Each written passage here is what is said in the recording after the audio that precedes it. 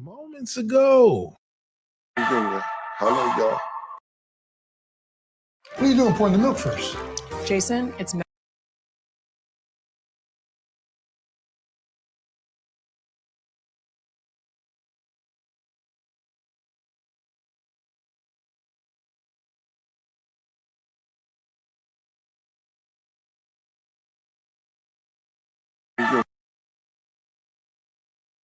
Oh man, Jimmy was not a rapper then.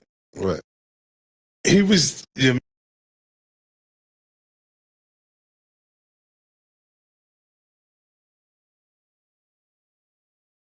Fab, I said this to him. Mm-hmm.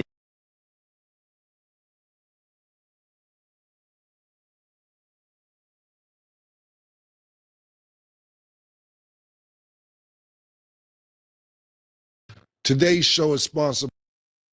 Really enjoyed the last tour. Like, and it was because there was no pressure. Mhm. I didn't just come off a record where I got to get people into these new songs and stuff like that. The television business was saying it was on strike, so I was saying I was on tour. Right. Because it was like at the same time, because they did that, I took the tour, and I went through a process with Live Nation before they was willing to do it. I did like 6 shows this when we was doing GOG. Yeah, I think it started with 4, damn near. Yeah, 4. It was 4 joints, and it was like in Germany. And in the best whole, Just let him have it. Vivek in Sacramento, what old boy was doing, right, with the Super Bowl. Mm-hmm. But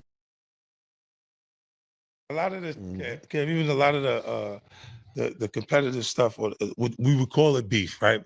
He was doing Mayweather promotions at the time, and then he go, Even A. Smith has said ain't no big deal. Skip Bayless say ain't no real so shit. it's a whole nother dynamic. The older way of filming. Oh, the details, but he's like, nah, we never had a problem. And I'm like, I'm gonna ask the nigga fifth. Now, you know what is happening, at least produced it goes in the theaters. Okay, that's what's up. Yeah. I was looking and did you ever, because we just was talking about, I don't think we was on camera talking about it yet, but you was with Steve Stout in Qatar. Yeah. Did y'all used to have beef, or it seemed like it was beef? That was it a part seemed of like it. Be defensive in Jay's behalf. So if you're being competitive with him, and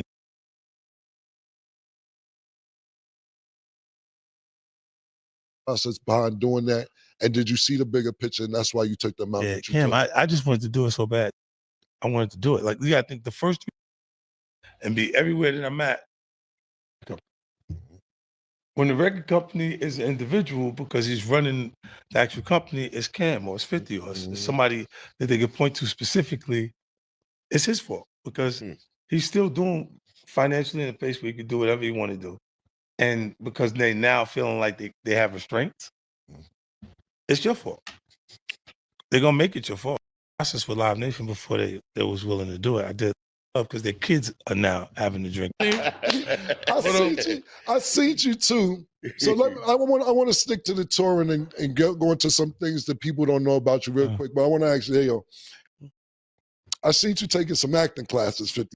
You know what I'm saying? We stay in the 4 hours. Yeah, 12 hours there. This was how I pass it on to him, and he do it from there. But so I'll be doing Wolves, and I'm sitting there seeing over the last year or two or so, like, what the fuck 50 doing courtside at the Sacramento Kings game? What you doing? Right. They look and go, bring me that. That's cool. So they want.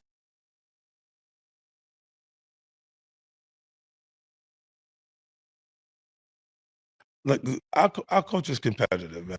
It is, but I think when it goes past the music itself to blocking things in business, then I don't understand that. Like right now, you're not even competing for a slot. Jimmy was not a rapper then. Right. He was your man, like on the side, like on the side, just he was not a rapper at all. Right. So when Ballin' took place, and I'm looking and I'm going, oh, he having a moment. That's the Lloyd Banks. It's Lloyd Banks thing. Jimmy was not a rapper then. Right. he was your man, like on the side, like in the side, just he was not a rapper at all. Right. So when balling took place, and I'm looking and I'm going, oh, he having a moment. That's the Lloyd Banks. It's Lloyd Banks thing. He wanted that. He was watching them be that, like Mace be that, and Cam be that, and looked at, and it was finally he had one. Mm-hmm. And I just looked, and I knew I just took the shot murder to see, because I wasn't sure he was gonna go for it. Mm-hmm. But I was like, we like Jimmy better than you anyway, Cam. Then you gotta watch to see how he responds. And then when you see, he like, oh shit, he really like that. Give me this, get me Jimmy. Yeah, tell him we want him. We want you at the show, Jimmy.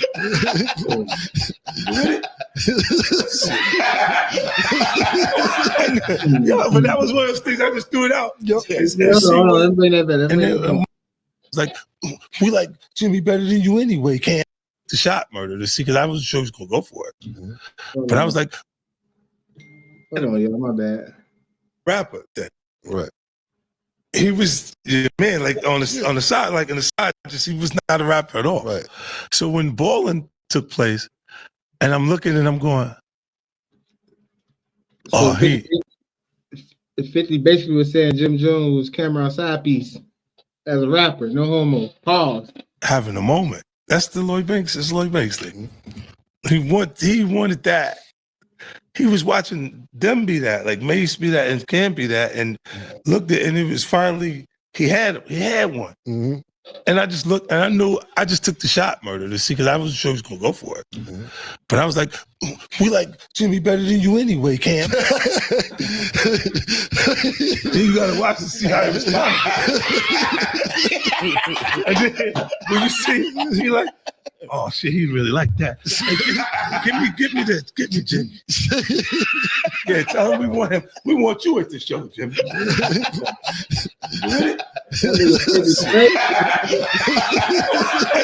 Yeah, but that was one of those things. I just threw it out and see what. And then when he bit to it, because it was like he was having a moment, that not sure that was going to ever happen again at that point. And then he's going, for them, they had records that were, look, I always said it's to certain artists, I go, damn, when is he going to have his moment? Like Fab, I said this to him. Mm-hmm. All right, let's go.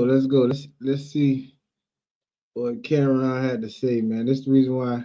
Said he wants some pressure. I'm gonna No, get that no, boy. no, no. Let's go to Jim Jones responding to that.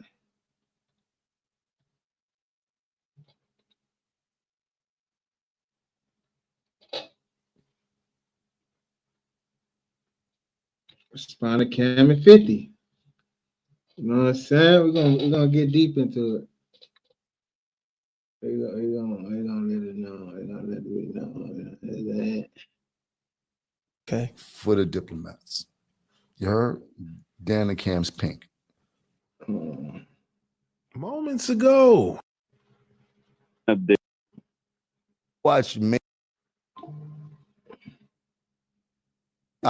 Mace on Cam and everybody around him.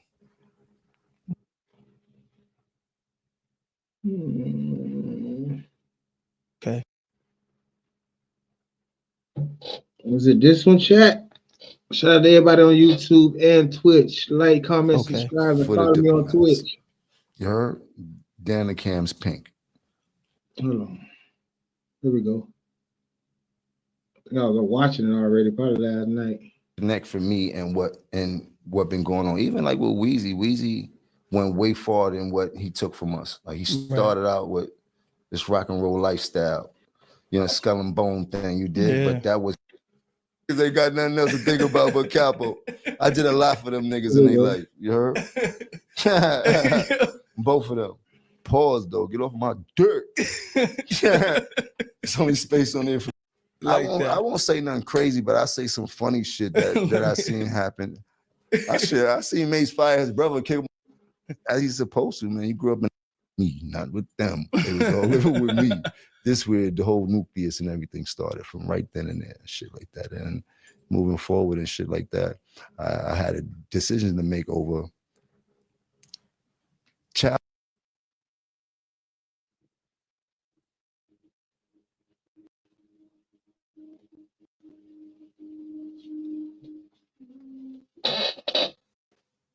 leave out with something. Right. You know what I mean? And that was the most dopest part as I look back. We all got to leave out and be our own man on our own accord with our own successes and make our own money and don't have to need from nobody else and shit like that. You know? Yeah, they put those on. I flip them on. Christmases, the whole house filled up with mobile setup created by Jim Jones. It's a fact. Niggas wouldn't have been rapping outside the studio if it wasn't for him to this shit. day. I got my own technology that I founded in AWS, acquired it and shit like that. So during the pandemic, I was able to figure out how to virtually record in real time and create albums while everybody couldn't go to the studio. So I had figured out how to put the studio on the full screen, and AWS picked it up and shit like that. So I got the technology with Amazon and shit like that, that I figured out something for them, what they were trying to do with some type of gaming and shit like that. And when they saw what I was doing with the virtual setup that I created, they lost their mind. So these are the type of things I'm telling you how I figure out how to think outside the box to make some shit work in the midst of desperation. When I need something, they shut the world down. Yeah. You can't go outside. You can't go to no venues. Can't do nothing public. Nobody was at work. No music was being able to be made because all the studios were shut down. Engineers are not in the same house as the artists. I was able to figure that out and was able to create 4 albums during that and make some money. Most people had to figure out how to record on themselves or get the engineers. You know, it's a difficult process. Where you get that hustle from, though? I grew up around nothing but hustlers. I grew up around nothing but people that know how to get money and learn how to get money and seen nothing but getting money. I mean, I seen the ups, I seen the downs, but for the most part, for me, from a baby, from as much as I can remember, was nothing but hustlers around me, from my moms to my uncles to, and then my grandma was always a working lady. My grandfather was always a hustler and a working man. So everybody around me always was about getting some chicken and things like that. And I was missing the easy to crack era. So I seen it good, I seen it bad. Like my mom was really heavy in the game. Like it was a great time. And then there was a bad time, but yeah, but heavy in the game. What you mean by heavy in the game? She was heavy in the game. She was her couple of her boyfriends were real big inside of the crack era. Like they were very heavy, and I used to take limos to school and shit like that. Christmases, the whole house filled up with Christmas gifts and the lumberjack coats that Biggie was talking about with the hat to match. Yeah. All that type of shit, V-bomber, sheepskins with the mittens and the hats and all that shit, desert boots, all that shit. Like, you know, I'm that type of kid. So I just been around a lot and coming up, like everything that I was around ended up revolved around hustling. I'm in the crack era where there was so much crack being sold that there was so many empty crack vials on the floor that me and my friends used to pick up the empty crack vials because it was all different colors, and he might pick up all the red vials today. I might pick up all the yellow vials. He might pick up all the purple vials, and then we emulating what we see on the block. Like, yo, we got purple, we got yellow, yo, we got purple. I grew up on Weeks Avenue. Every fucking apartment on the block of Weeks Avenue so cracked. It was like buildings with every apartment, and that shit so cracked that my friends used to live in. Like, I grew up in the spooky era.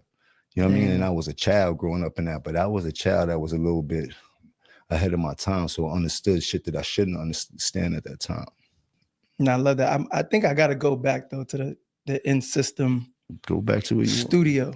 You know what I'm saying? You saying you was the first person that did that, and it seemed like you was the first to do a lot of different things. Google it. No, I'm gonna Google it for sure, but it's like you did a lot of things first. I know you hate to talk about the past a lot of times and shit that could have happened, but man, I just want you to tell that to Soulja Boy. Oh man, tell him again. Soulja, Jim did this one first. I think Soulja gonna come at you, and he definitely can't. I done shit before he was even in the game. I was at Soulja Boy's first show in Atlanta. I think like at the Opera. I forgot what show it was. I was at his very first show when everybody was going crazy for this new kid named Soulja Boy doing a Superman that hoe. You was doing the dance, or you was too gangster? Nah, I wasn't doing the Superman. Nah, but yeah, man, I just want to hear how that feels though. Like, where you at now? All the shit you started and not getting the checks for. Like, what stands out? Which brand? What? Like? No, I'll tell you a story. The most funny story would be True Religion. I am the first rapper to put on a pair of True Religion Hey, yo, jeans. Jen, you're not gonna keep with this first talk, wholeheartedly. man. I mean, like these niggas don't even know what True Religion was. My brother brought them jeans home one day when I got in the house. He threw them on the bed. They from Bloomingdale's. He's like, "Yo, throw those on, man. Them shit's just $300 jeans. This is one $300 jeans were the equivalent to a Mary's $1,200 jeans. Those niggas wasn't buying $300, $400 jeans. He like put those on. I flipped them open. They had the dope stitching, and then it was bell bottoms, and then they had a stitch going across. He like, man, put them shits on, man. Give a fuck about no bell bottom. This shit's $300 jeans, niggas, rich nigga shit right here. I'm like, man, I don't like the bell bottom point. Like, yo, bro, listen to me. Listen to your brother, nigga. I get fly too. They're gonna be on this. Sure enough, I put them shits on, and then they went from having the shit across, striped across, and me and Joel used to go to the cleaners and make them and tailor them to the way we fitted. Then True Religion started making the Billy jeans. When they made the Billy jeans, it was over after that. We weren't. And then from there, we were the first person to wear pair antique denims. Niggas did not know what they was. I didn't know what they was. I got them shits. Well, Chrissy brought them shits for me in Miami when we was down there shopping downtown. 04, 05, shit like that. You dig? She was like, nah, these shits is fire. These shits look like some old school cowboy type of shits. And them shits fitted mad slim. Them was the slimmest jeans that ever fit. She like, nah, them shits look good. And I just met her, so I'm trying to go off of what she like. I'm like, they look good. She like, nah, them shits look good. I'm like, this shit is tight. The fuck? Rocking them skinny jeans. Niggas did not know what Chrome Hearts was. I didn't know what Chrome Hearts was. You heard? Like, but Chrissy knew what Chrome Hearts was. She saw the wallet chain it had. She's like, oh, you like that rock and roll shit? She's like, oh, you got to get the Chrome Heart shit. That's the big boy. Do anybody rock Chrome Heart nowadays? Or that shit over with? I want to do people wear that shit. Let me know. Do y'all rock that shit, man? Boy, shit. That's what Tommy be wearing all that. I'm like, what? We went in there and the tank top was 600. I almost fainted. Like, what? This is a Fruit of the Loom tank top. What do you mean? They like 600. She's like, yeah, that's that big boy shit. This what they wearing on stage. I'm like, what? So it was like, wow. That's how I learned about Chrome and started getting more into the rock and roll look with my lady who I had met in Miami at the time. And then I started running with my man Zoe at the time. And by the time I got down there with the chain gang, my man Zoe was already on Chrome Heart shit too. Or he was like the only other person I knew beside Chrissy that was on Chrome Heart. But he's backing out chains that cost $3,000-$4,000, cuffs that cost $5,000. All this is all silver, all silver shit. This is back in 04, 05, shit like that. I can't believe you spending that type of money on drip. But you met Chrissy in Miami? She from Harlem, but I met her in Miami. Okay, so she was like your first. She was like a stylist for you when y'all met. She wasn't a stylist. She just was always fly. Like Chrissy was one of the flyest girls in Harlem. One of the girls that, not just me. Check. Most of the niggas in Harlem grew up, had a crush on her and shit like that. You dig? So in passing, I would see her here, see her there, parties, puffy, all this type of shit. Always see her around, but I never knew her and shit like that. She would see me, say hi, and then one day we in Miami and I'm partying with Zoe, walking in, and I almost fainted. Like, yo, so talking about Zoe Dallas. Why I was going crazy, but in my mind, I'm like, oh my God. So yeah, that was a great moment for me, and that was like a big score for me. I was young.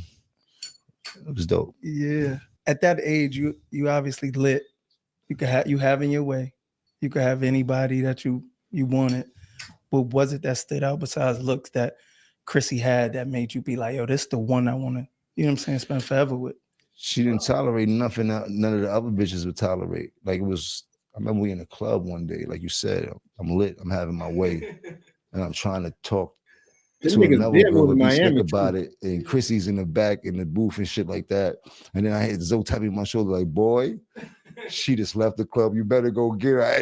I'm like, yo, why you left the club? I'm like, yo, get my credit. I just run out this fucking chasing out the club. Like, yo, run. Man, she a different type, because any other girl I was with they wouldn't even. Yeah, they would just stuck around and look like a goofy. You know what I mean? Yeah. So, and then she was always known for standing on business. She come from a world of hustlers too. Like, she ain't no chump. Like, you know what I mean? Like, she a big deal in Harlem. Like, you know what I mean? Yeah. She like I see how proud you are. She a little older than me, so her era was like right before me, and the glory days of all the Rich Porters and all that Come type on, of shit. Jimmy. That's her days. Yeah. Come on, Jimmy. Cam say you're not from Harlem, my boy. But I'm gonna let you get back to your interview. You know, as I see y'all relationship, obviously public, it's everywhere. Mm-hmm. If you would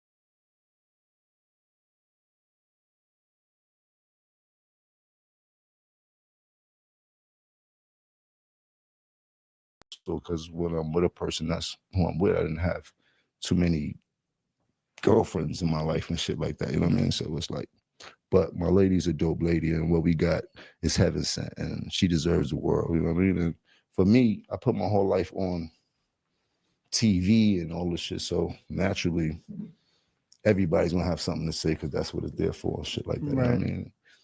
It used to bother me a lot. Now I don't even pay it attention because that shit serves no purpose in my relationship. You know what I mean? what stops you from doing it the Nothing stops traditional me. way?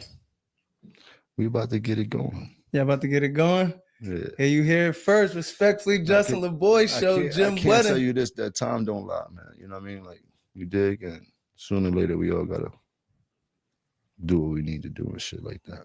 2025 gonna be a great year. Yeah, 2025 gonna be a busting year. I need that invite because you just announced it here. It's about to happen.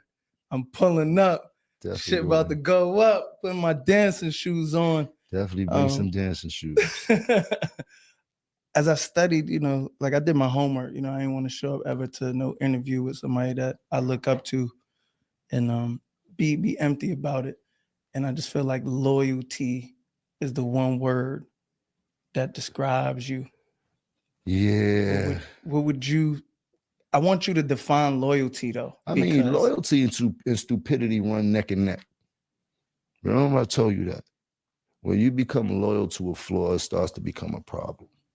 You heard? And at that point, it's a stupid thing to do.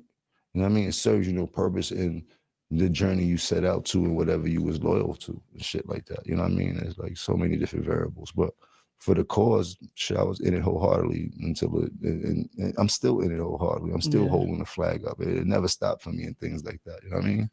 I had a little touchy situation and shit like that. But there was a time where we always loyal to what we needed to be loyal to, and it worked because everybody got to leave out with something.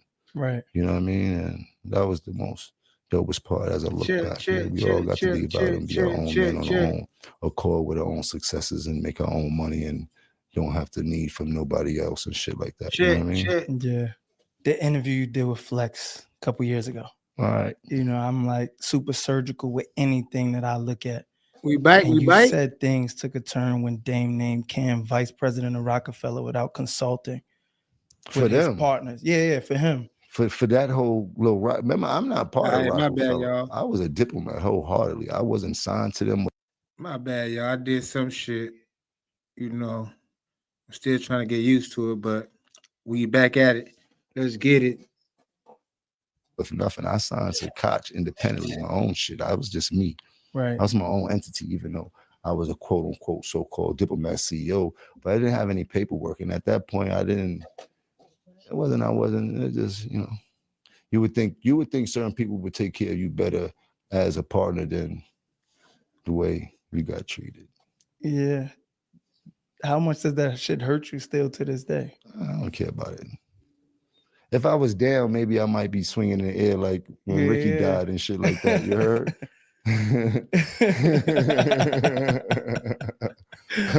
But yeah, man, shit, like life happens and shit like that. I mean, like, I'm gonna keep pressing you on this though, because I know that cancer intuition that you got, like I knew you listen caught. up. I knew you caught on Just- at some point before anybody told you anything, and I just want to know like that story. I caught on before we was even famous. What you mean? I'm great at reading people's characteristics. I'm a very spiritual person, and I know who's who when I encounter them. And if you give me enough time around, you'll understand exactly who you are. You heard it, and I got to understand exactly how I need to use you in my life, or I don't need to be next to you. And at that point in my life, it was only two decisions. It was either go to the street or play your position. Yeah, nigga, you a boss and you helped put everything together. This whole shit started in my grandmother's house. Mace, Cam, bloodshed, all that shit started out my grandmother's house. Everybody got signed living with me in my grandmother's house, with me, not with them. They was all living with me. This where the whole nucleus and everything started from right then and there, shit like that. And moving forward and shit like that, I had a decision to make over childish things that I seen people be doing childish things and shit like that. And I was like, well,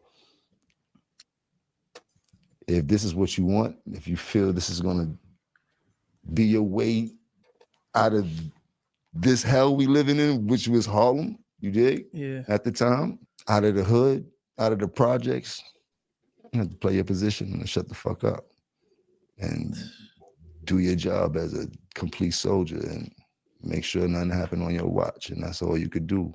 And can't nobody hold nothing against you for that. And that's what I chose to do. And so you seen this shit before it happens, what you tell, like everything. Mm-hmm. It started with Mace. He didn't do the right thing. That's the one question I wanted to ask you. I'm a little bit too young to understand. Like I just was able to be like a teen. Like I watched Mace shit on Cam and everybody around him.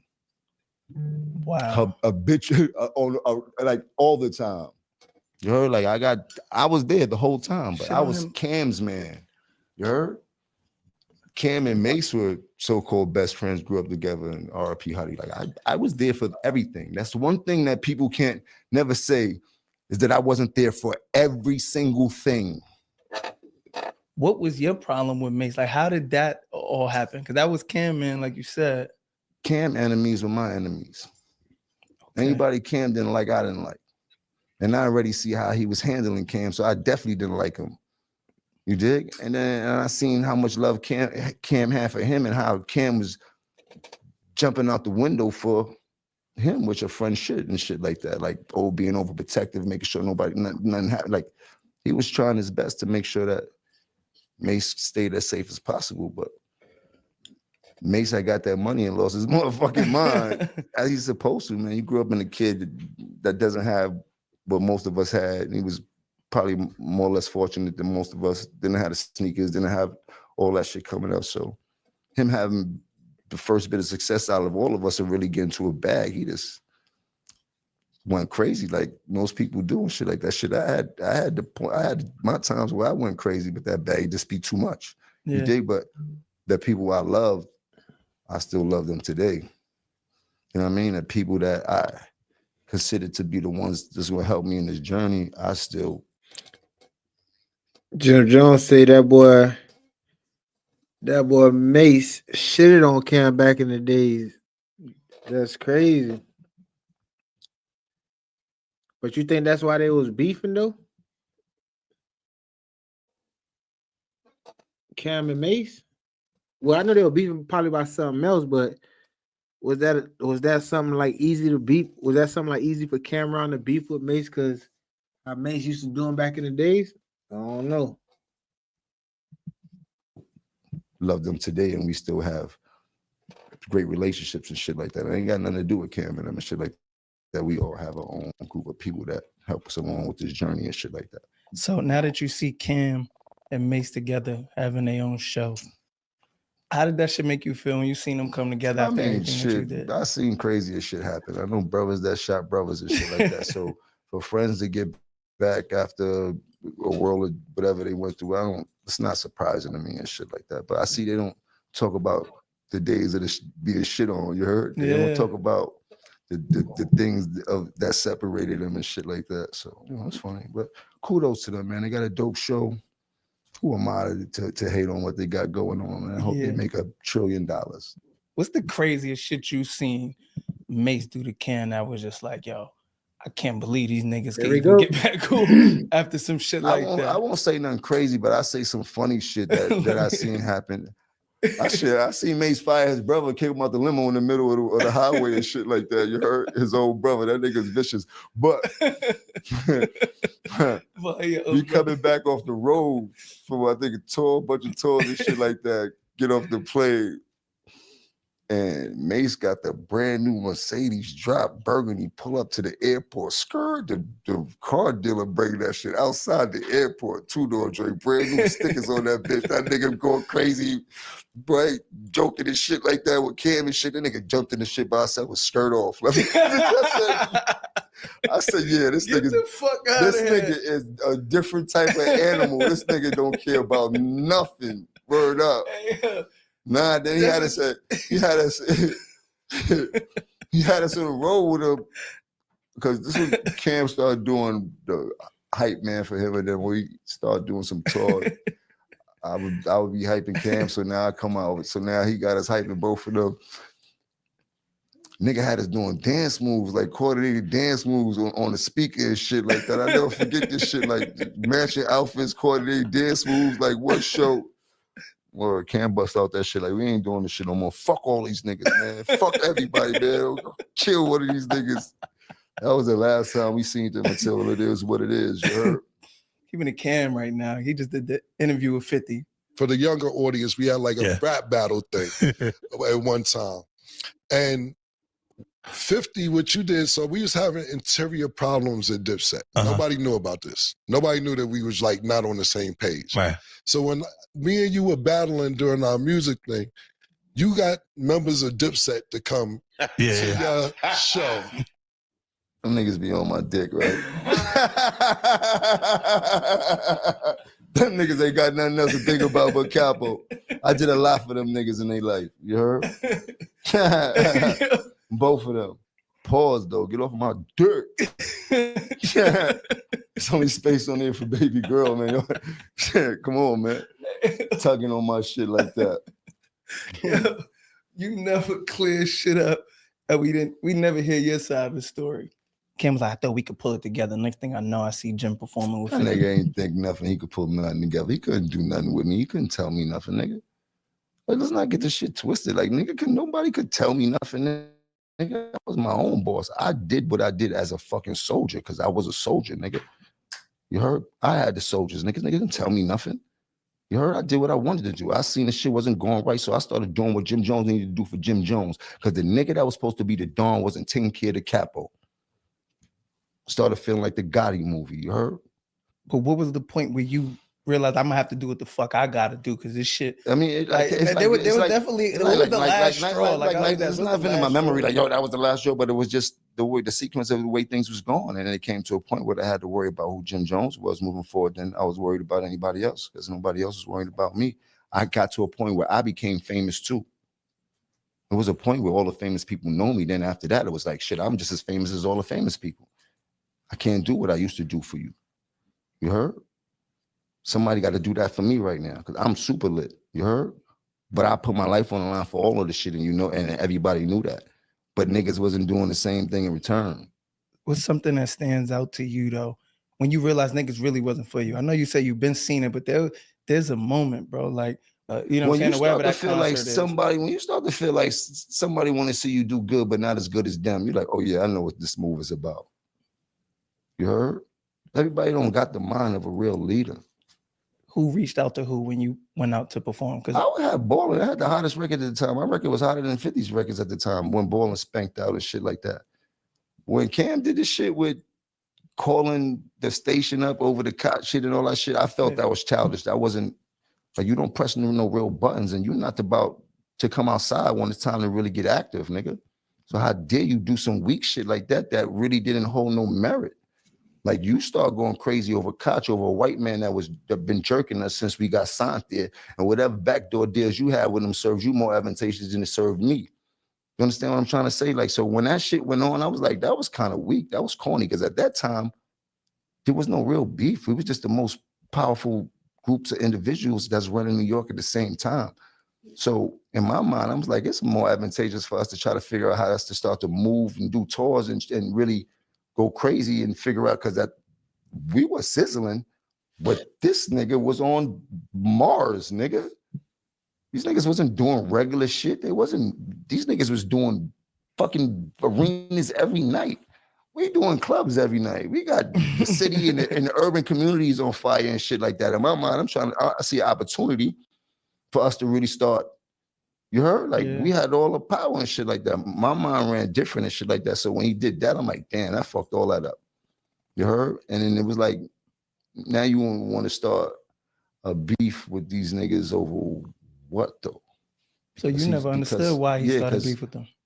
Nah, I didn't understand that. I heard what the nigga said, oh, Koch was a graveyard and all that type of shit. I didn't give a fuck about none of that type of shit. You heard? Like, and then really hit me. I was on fire at that time. I don't care about what you say and shit like that. We on an independent label getting stupid though. Like, we did shit that nobody did in the game. So in my mind, I'm like, oh, that shit was whack. I don't like how this shit is going. I got to start really doing shit that's going to benefit me, because niggas will seem like you won't want to see nobody else win. Right. And I need to win. I got to win in spirit. So, you heard? I didn't put all this work in for nothing. You dig? I didn't teach myself how to rap for nothing. I didn't jump all on this game to be famous for nothing. I need to capitalize and be just as famous as the most famous, most successful, rich person in this game also. I'm now in the game. I still got to know, like, how did that work? You performing? Like, they called me like, yo, you want to come out and perform at the show? Shit, yeah. I got the hottest record. I'm popping out. And I wish nigga would look at me sideways, think they're going to do anything funny. I'm with all of that. We'll boom this shit up. It'll be nasty in New York. That's how I was living back then. That's what I was on. I wasn't on nobody's friendship. I was in there like a pirate. What's up? What's up? That's how I was. You dig? Like, hope everybody be calm, because y'all know this shit gonna go way left real quick. You dig? I'm here for what I need out this shit. Right. It's that crowd to hear me do balling, and let me get the fuck out of here. Yeah, so it wasn't no deep thought. Like, this is like, nigga, it's an opportunity. I gotta go. Yeah, I was going there to do nothing genuine at all. Them niggas couldn't even dress. But he had a platform for me to perform on in front of thousands of people in New York. Yeah, I'm taking that. I'm popping out. Mm-hmm. Speaking about not knowing how to dress, there's a nigga named Lil Yachty that start talking crazy. I got the clip. I gotta pull this clip up. Nah, not rap, like real life shit. Oh, as far as style goes, I mean, y'all got it. I don't think it's shit going on when it comes to like New York fashion. So like New York fashion, like as far as like y'all like purple label, purple and like a Mary. I saw it. Yachty called my phone after that. Like, yo, bro, I don't know what I was thinking. People took that shit way wrong. Like I was like, that shit don't really mean nothing. You know the name of his podcast, where he got that from, right? From you? Absolutely. What's your thoughts though when you think people think New York City fashion fell off? Like, it can never fall off. We create the aesthetic for what everybody's wearing still to this day. Shit, in the past 20 years, me and Kanye created two aesthetics that can't be taken away. You either dressing like him, or you kind of dressing like me, or you kind of mixing the two together. It ain't no, you know what I mean? And Kanye even started dipping on my side of the field, because he started with backpacking and polo and Tom Ford and all that. And then he started going into ripped up hoodies and dark clothes and all that type of shit. That's all representation of this rock star lifestyle, baby. Like, you dig? Like, that's that grunge look. Like, and that's what I specialize in.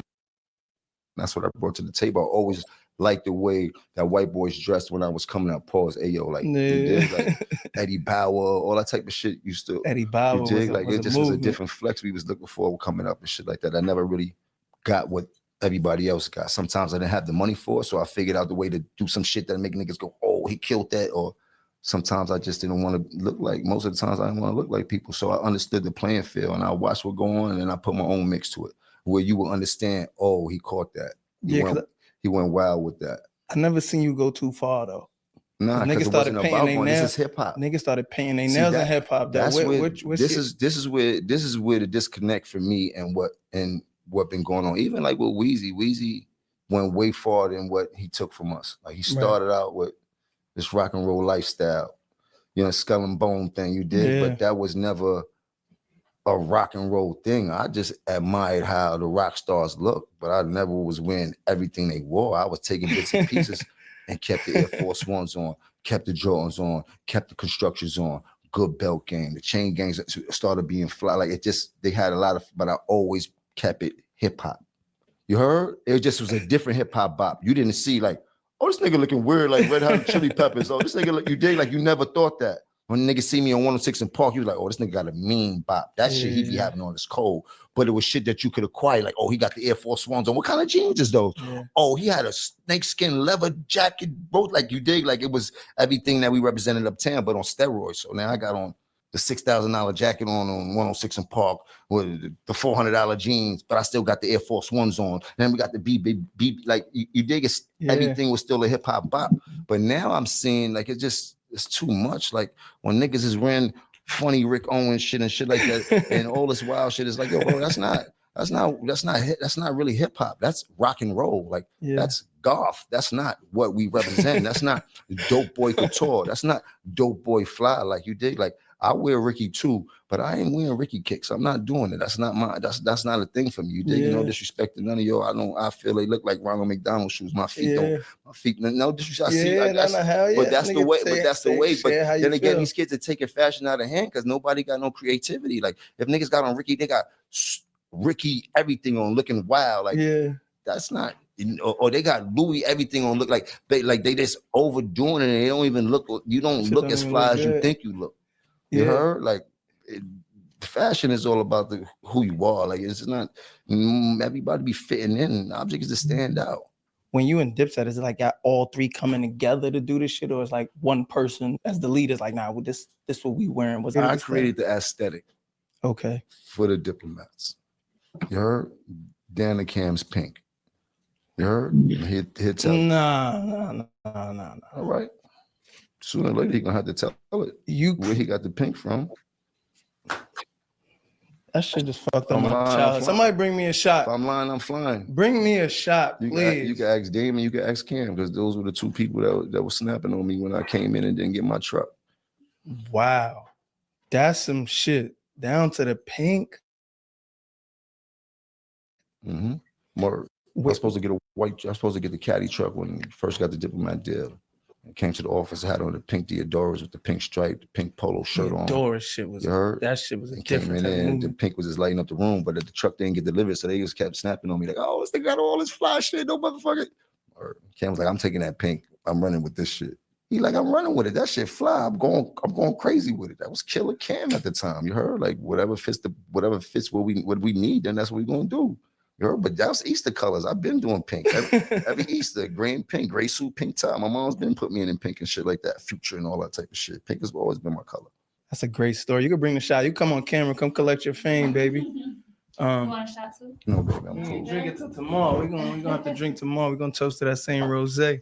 So when y'all performed at the Apollo with Drake, is this something still where y'all gonna like come together and get some money when the situation? I can always get on stage with anybody. I don't give a fuck about that. I'm tough. Care about none of that shit, bro. If it's for the bag, I'm gonna go. You gotta ask them other niggas if they gonna go. Or if it's for the bag, means you well's gonna pop up. Zeke too. How did that feel when Drake brung y'all out? Like, what was your thoughts on that? That was super dope. You heard? That was dope for all of us. That was dope for the set. That was dope for the city. That was dope for Harlem. That was big, man. I mean, whatever's going on, Drake's still the biggest artist that we know him to this day, period. I mean, beats everybody we could think about down to Michael Jackson statistically and shit like that. So, yeah, I gotta ask you though, what's your thoughts on the whole Drake Kendrick situation? I'm Drake, my man. You dig? Like, all right, let's go back to Cam.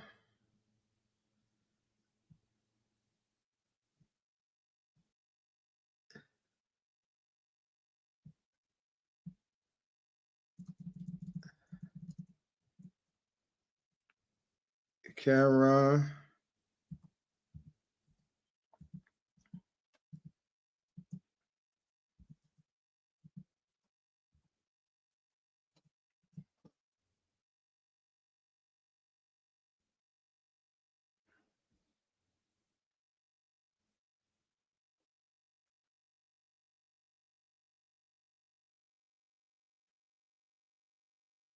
Here we go.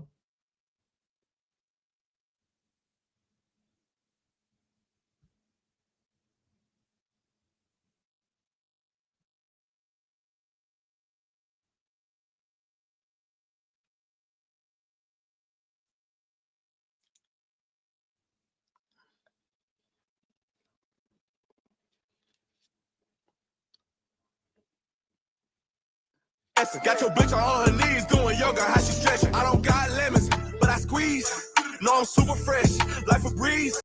Did your grandmother live in Harlem? Yes. Did you come see her? Yes.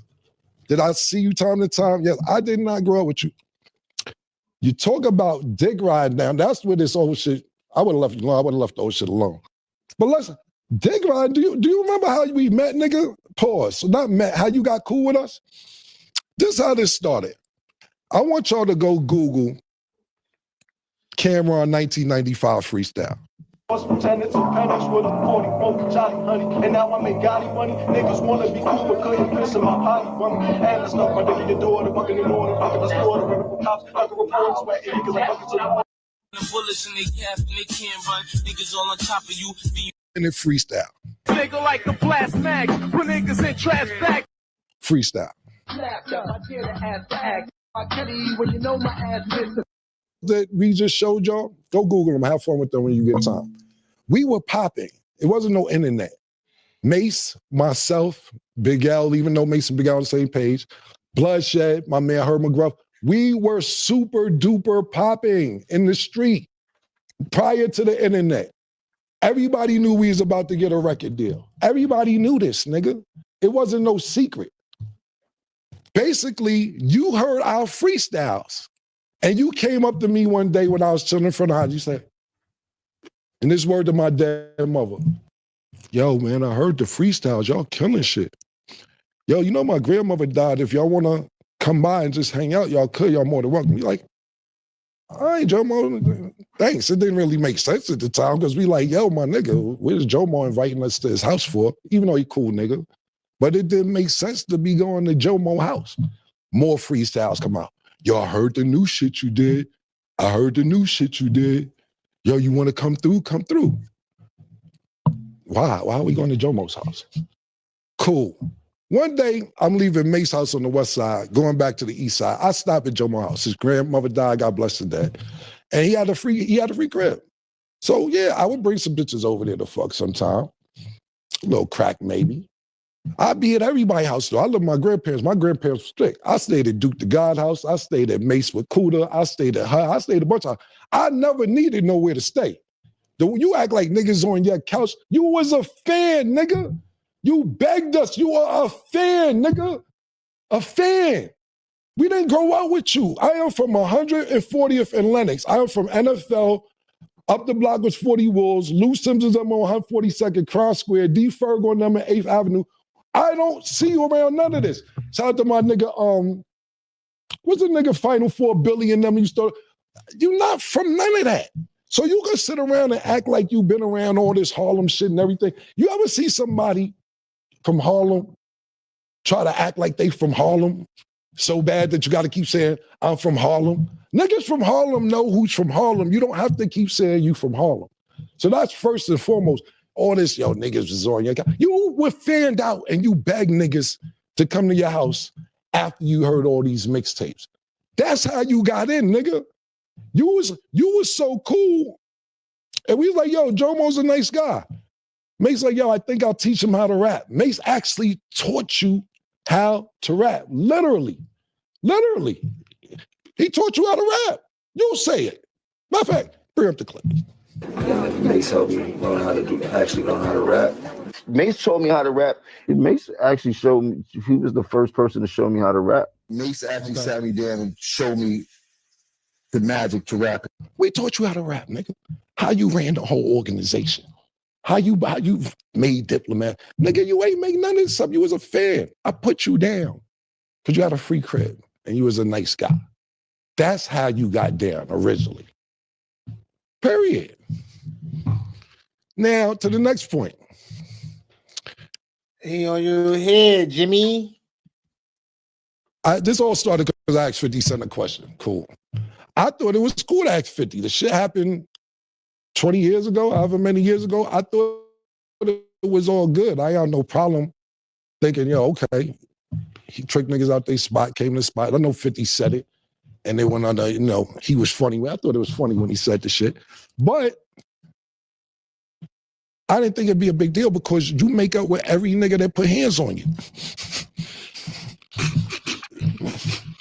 But I see the pattern now. If a nigga agree to disagree with you and don't want to take it that route because they got some genuine love for you, you keep going on and on and on. Every nigga that put hands on you or you get to altercation, you cool with them. I see you with C Gutter. Junior Mafia, cool. I see you taking pictures with True Life. It's cool. Man, DC, y'all having sit-downs to work out. Gunshots was let off with that. Y'all having sit-downs to work it out. You tried to chase French Montana out the game. That ain't work out. Y'all got cool. So cool that you go to his video shoot. Pardon me, not his video shoot, his movie.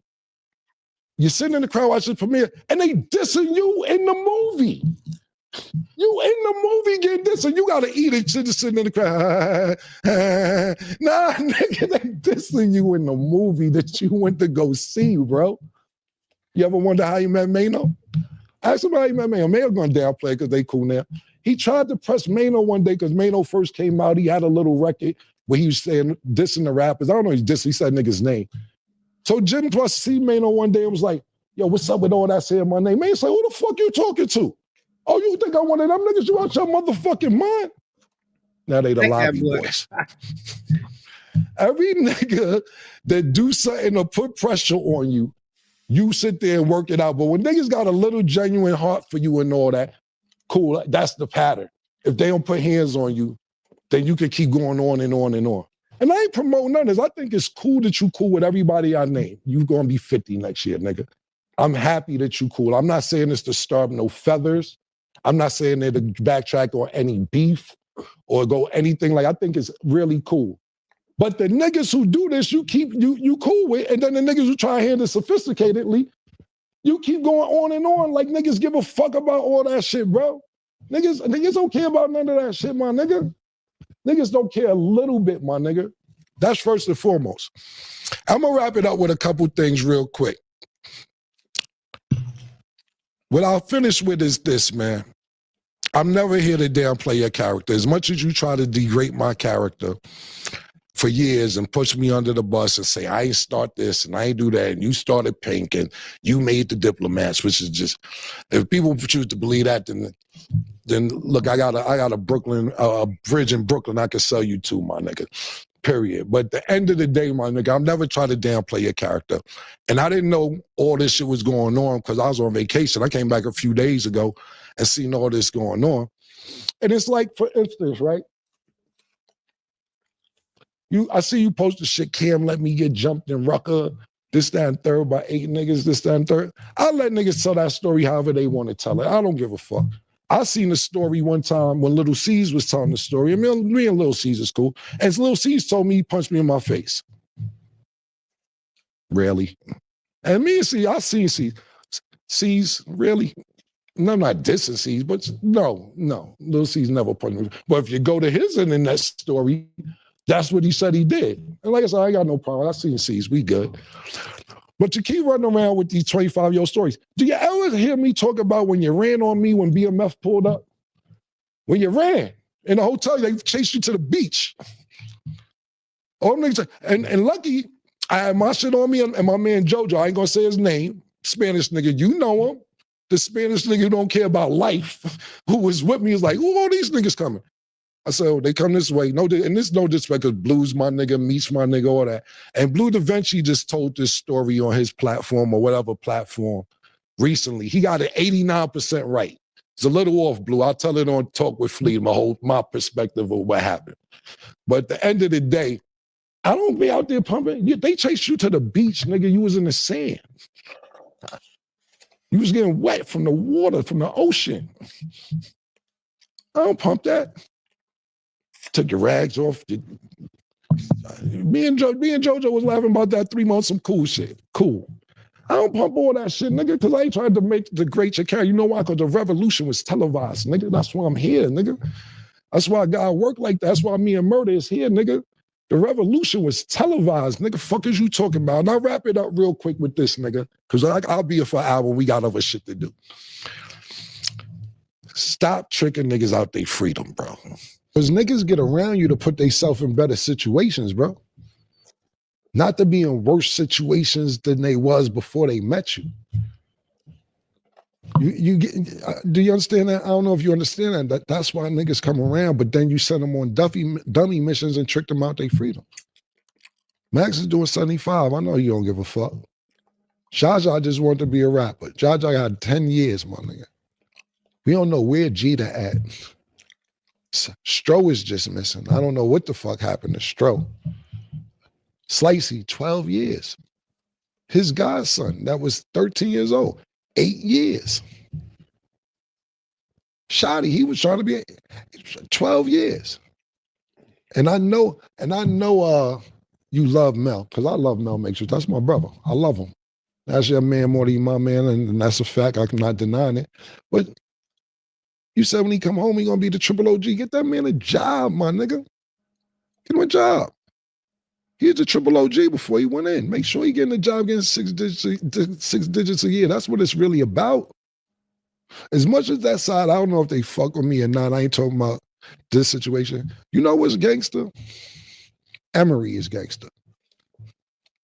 Emery that had a Puma, creative, whatever the fuck he doing. It ain't even like jail back on his plate no time soon, and they ain't never going back. You know what's gangster? Biggs is gangster. Biggs come home for jail, still got a stake in Rockefeller, whatever him and Jay-Z worked out, that's cool. Or whatever, he got St. John as artist, he working with Drink Champs. That's gangster.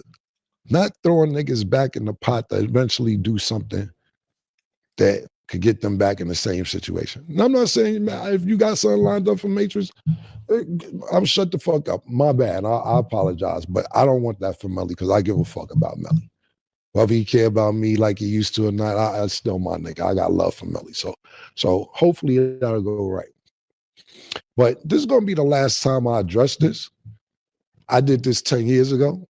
A lot of people seem like this is new business. When Jim wanted to go to Rock Nation, he sat there and was crying on Funk Master Flex, saying I did this, did that. We did this whole thing 10 years ago, bro. I'm not doing this every 7, 8, 9, 10 years. Whatever you got to say after this, good luck. I wish you luck. I got other shit to do. A lot of people don't even realize the Dipset movement was from 2001 to 2006, 7.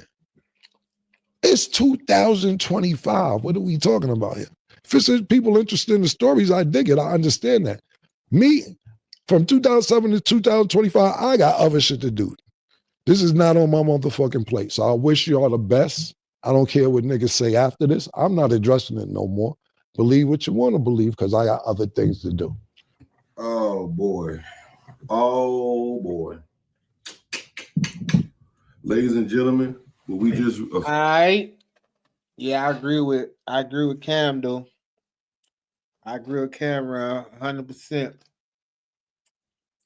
Rich Dog, you talking about 2012, 2011, 2013. That shit old, buddy. Time to let it go, buddy. Let it go, buddy. Feel me? Niggas got new shit to do. Niggas got new shit they're trying to jump on. They can't be bickering, going back and forth about the same old shit every few years. That's a negative, Capo. You know what I'm saying? That's a negative. But shit, damn, let me end this right now. I'll be right back on, y'all.